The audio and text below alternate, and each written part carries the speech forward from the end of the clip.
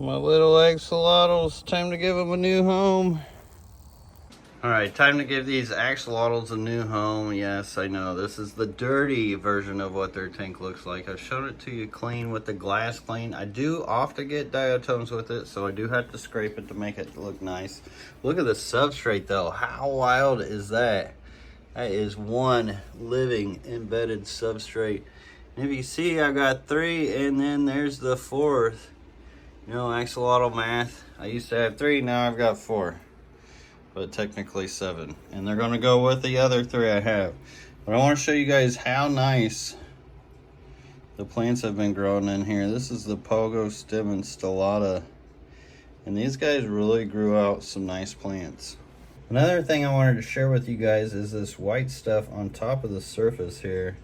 Which this is nothing but protein. So it's a really thick protein film, since axolotls, you know, they're kind of dirty eaters. They eat bigger food, and then they also have quite the slime coat.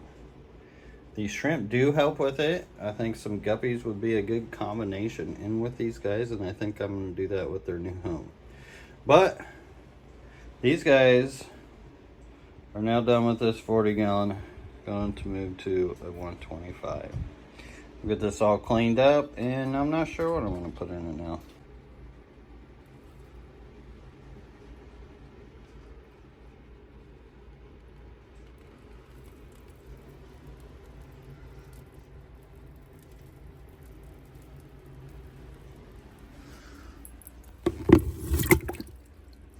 The other one you guys saw me catch was one I just recently got from a friend.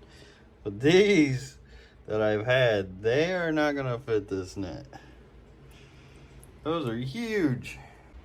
Believe it or not, he's actually even gotten bigger since he's been here.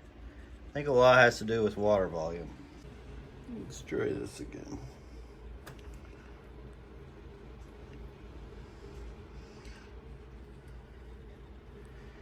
Jeez, he's almost too big for this net. Oh, buddy. Make it easy, please.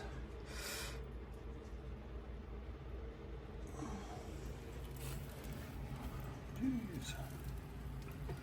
Look at that big old fella.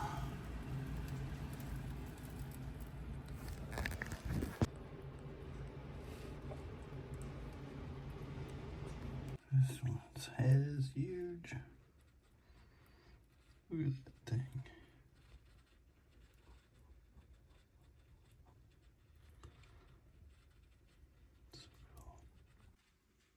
They're such docile creatures. We'll have to give them a little fish bath before we take them in, which means we'll have to get rid of all this water, get new water in there. Let's get them to their new homes. Soon, guys, we're getting you there. All right.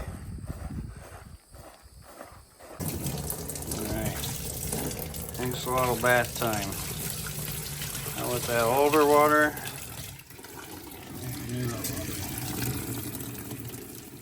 This is well water. You don't want to do this with chlorinated water, but you can get a carbon block that dechlors your water for you and makes it a lot easier, and it's actually healthier for you. It's just an attachment that goes to the main line of your water that you can get from Home Depot. Pretty cheap too. Definitely worth it. And if you're interested in how the history of me keeping these axolotls, I've got videos on from quarantine going into the new tank. So just type in LRB Aquatics axolotls and videos will show up. All right, buddy, here comes some friends.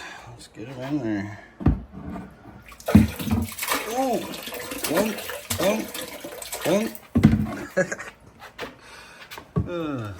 They're fine. Looks like the newer ones are good size, so I don't feel like they're gonna have any issues. I'm curious already. Now, I still gotta fill this up, get it planted, but this is at least some more surface area for them. 125 gallons, much more space. We need to get some caves for them too.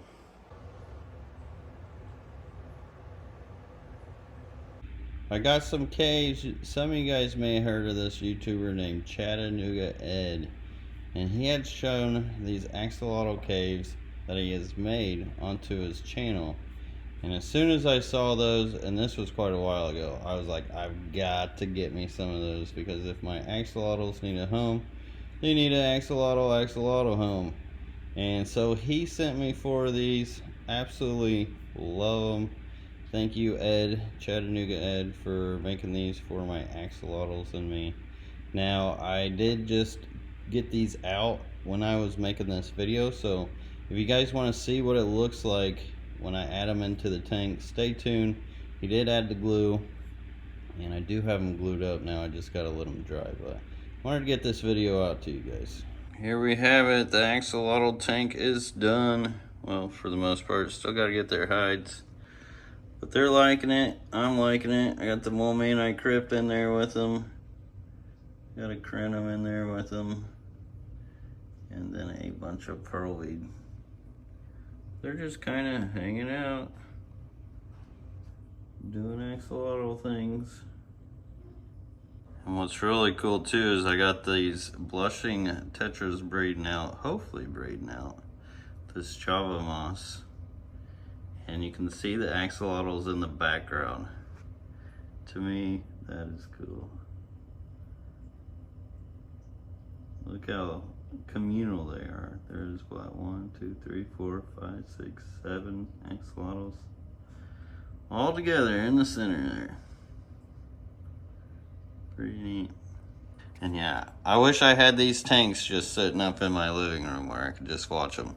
Even just, I love just a few tetras in this big tank, watching their behaviors. Like the males will stay over here, the females will stay over there. It's been a really neat tank, especially in person. Now the tank's been up for a while. It's nice and full. Time to put some add-ons in here. I still need to get a rock pile going. That way I can put some of my coal shrimp in there. Also gonna add some fish. These platies, it's not a very good line. They have quite a few deformities in the line. But I feel like these won't get eaten as fast as, say, guppies would. We'll see. They seem to be a lot quicker than guppies, at least.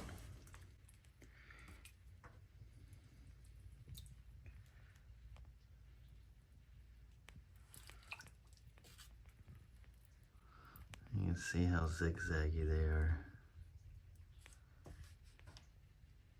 Not the biggest fan of this method, but at the same time, it is a good food source for my axolotls.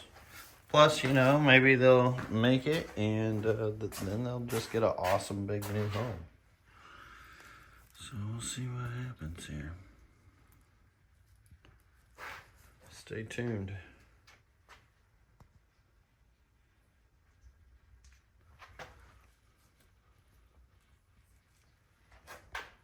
And couldn't help myself, bought 2 more axolotls. Club meeting had them, and they went for a pretty good price.